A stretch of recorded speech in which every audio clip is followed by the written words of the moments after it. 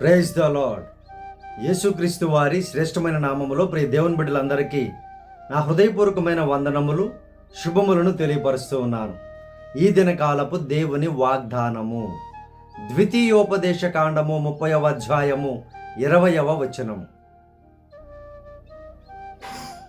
నీ పితరులైన అబ్రహాము, ఇస్సాకు, యాకోబులకు ఆయన ప్రమాణము చేసిన దేశములో మీరు నివసించున్నట్లు యెహోవాయే నీ ప్రాణమునకు, నీ దీర్ఘాయుష్యునకును మూలమై ఉన్నాడు.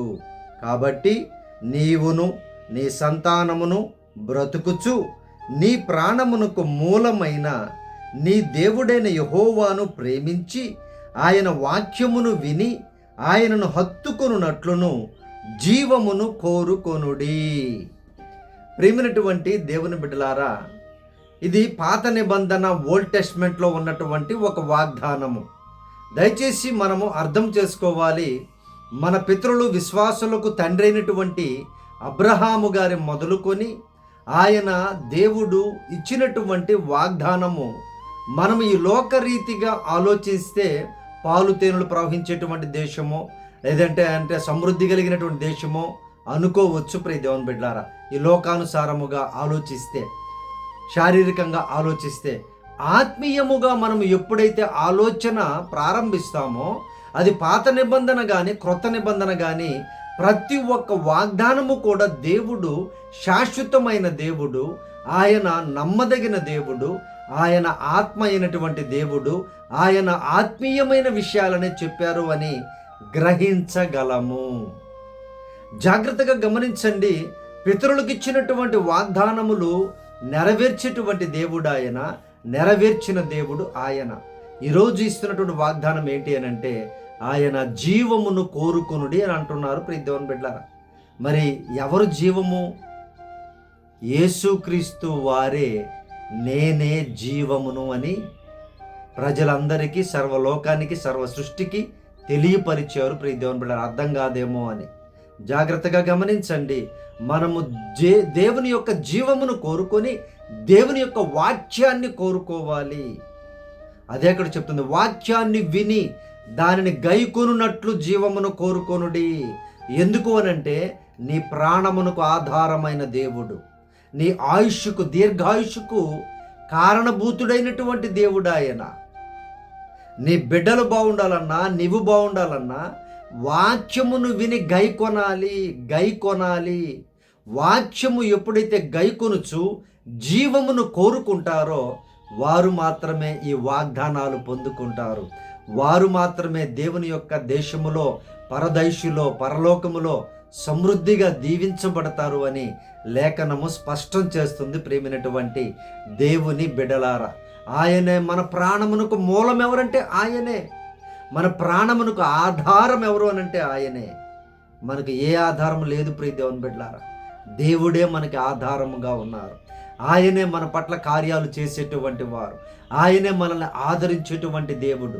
యేసు ప్రభు మనల్ని హక్కున చేర్చుకున్నటువంటి దేవుడు, మనల్ని హత్తుకున్నటువంటి దేవుడు, మనల్ని ప్రేమించి ప్రాణమిచ్చినటువంటి మహాదేవుడు ఆయన. కనుక ఆయన వాక్యమును వినుచూ ఉన్నావా?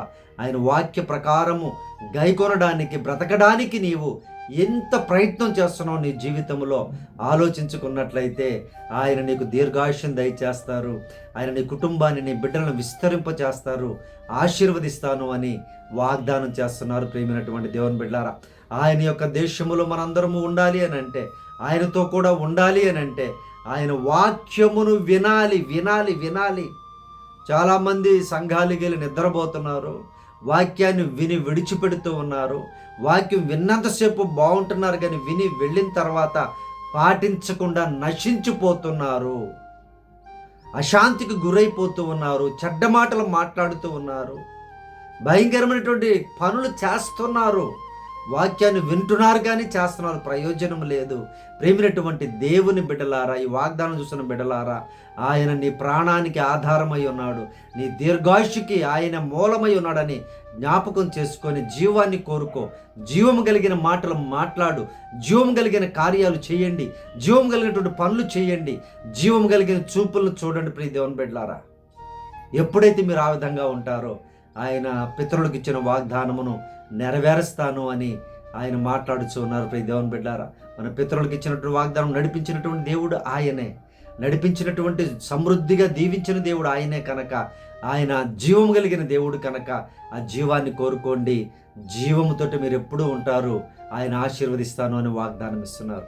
దేవుడి లేఖనమును మీ జీవితాల్లో నెరవేర్చబడినట్లుగా ప్రార్థన చేస్తాను. ప్రార్థనలో ఏకీభవించండి. ప్రియ దేవుని బిడ్డారా, వాక్యం ఎంత ముఖ్యమైందో గమనించండి జాగ్రత్తగా. వాక్యం ఎక్కడ ఉంటుంది, ఇప్పుడు ఏ సంఘాల్లో ఉంటుందో గమనించండి జాగ్రత్తగా. ఆయన వాక్యాన్ని వినండి వినండి వినండి, విని విడిచిపెట్టొద్దు. వినండి, గైకొనండి. వినేవారు కాదు ధన్యులు, గైకొనేవారు ధన్యులు. చేసేవారు నా దగ్గరకు వస్తారని బైబిల్ గ్రంథంలో అనేక మార్లు, ఆది దగ్గర నుండి కూడా ఆయన ప్రకటన గ్రంథం వరకు అనేక మార్లు చెప్పి ఉన్నారు. కానీ దాన్ని ఇంకా అర్థం చేసుకోకుండా ఒకవేళ నశించిపోతూ ఉంటే, ఈ మాయలో పడిపోయి ఉంటే, అంటే ఎవరైతే చేస్తున్నారో అద్భుతాలను, ఆశ్చర్యకార్యాలను ఇంకా రకరకాలుగా చేస్తున్నారు కదా, వాక్యం అనేది ఉండదు. సంఘానికి వెళితే గంటలు ఆరాధన, గంటలు మాయలు, గంటలు అద్భుతాలు, ఆశ్చర్యకార్యాలు, వాళ్ళని పడేయడం, వాళ్ళని లేపడం, ఇవే ఉంటున్నాయి. అటువంటి దగ్గరికే కుప్పలుగా జనాలు వెళ్ళిపోతూ ఉన్నారు. ఆ కుప్పలన్నీ కూడా కూర్చబడతాయి ఒక దినమున. చూస్తూ ఉండండి. ఎవరైతే వాక్యాన్ని వింటారో, వాక్యాన్ని ప్రేమిస్తారో, వాక్య ప్రకారం గైకొంటారో వారు మాత్రమే ప్రభుతో కూడా ఆ దేశంలో ఉంటారు.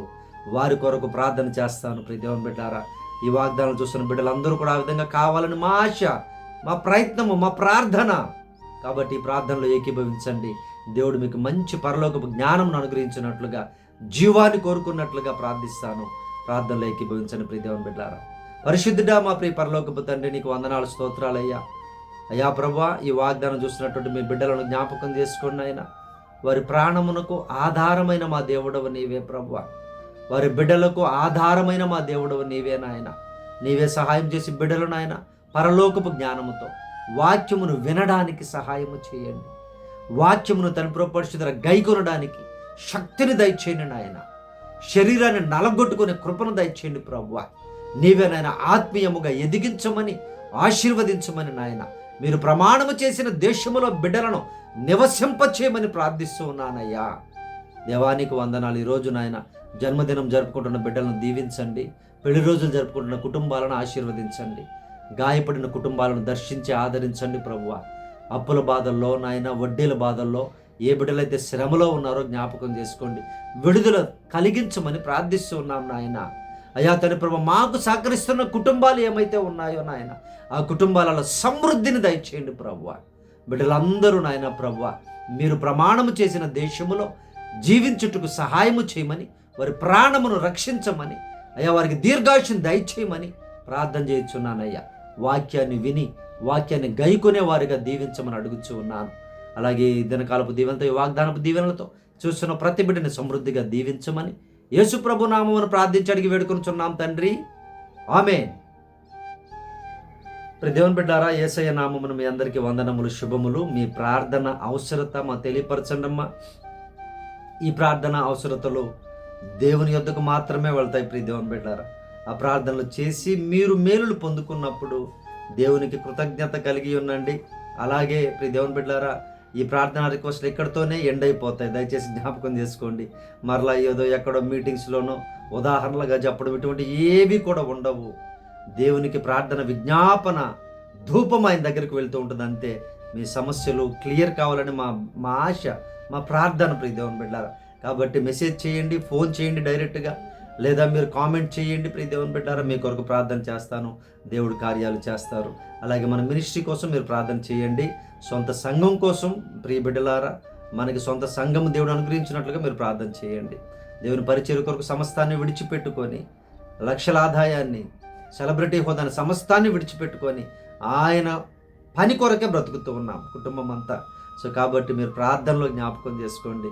ఆ జీవిత ఆశయం ఒకటే, మంచి సంఘమును స్థాపించుకొని ప్రభు యొక్క ప్రకటన, ప్రభు యొక్క సువార్త ప్రకటన, సత్య సువార్త ప్రకటన చేయాలని మా ఆశ. అది పెద్ద పెద్ద బిల్డింగులు కాదు, కోట్ల రూపాయలు కాదు. ఒక 100 మందో 200 మందో కూర్చొని ఆరాధించుకునే స్థలం ఉంటే చాలు ప్రియ దేవుని బిడ్డ. అటువంటి మందిరం ఉంటే చాలు. ప్రార్థించండి, దేవుడు కార్యాలు చేస్తారు ప్రియ దేవుని బిడ్డ. దేవునికి మహిమ కలుగును గాక. దేవుడు మిమ్మల్ని దీవించును గాక. Praise Lord. God bless you all.